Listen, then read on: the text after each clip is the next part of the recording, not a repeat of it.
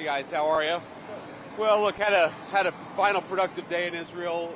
Today I was mostly focused on meeting with the Ministry of Defense in Israel, understanding the security situation on the ground in Gaza, and obviously meeting with some of our military personnel as well.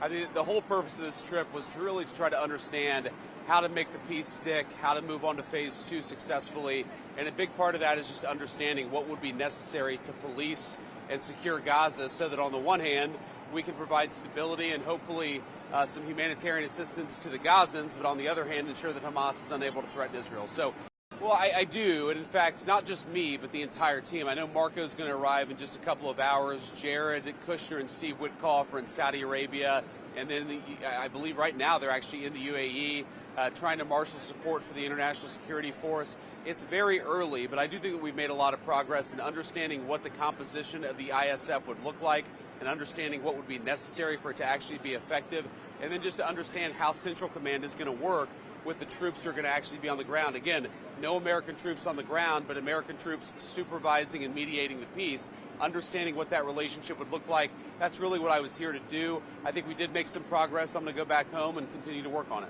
So, what, Vice President? Yeah, go ahead. We'll do. Yeah. The West Bank vote yesterday that took place while you were in the country. Oh yeah, that was weird. That was weird. I was sort of confused by that. Now, I actually asked somebody about it, and they told me that it was a symbolic vote, some symbolic vote to recognize or a symbolic vote to annex the West Bank.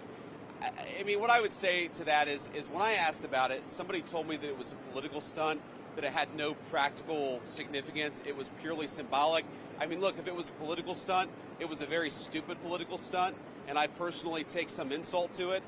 The West Bank is not going to be annexed by Israel. The policy of the Trump administration is that the West Bank will not be annexed by Israel. That will continue to be our policy. And if people want to take symbolic votes, they can do that. But we certainly weren't happy about it. Thank you. Thank you.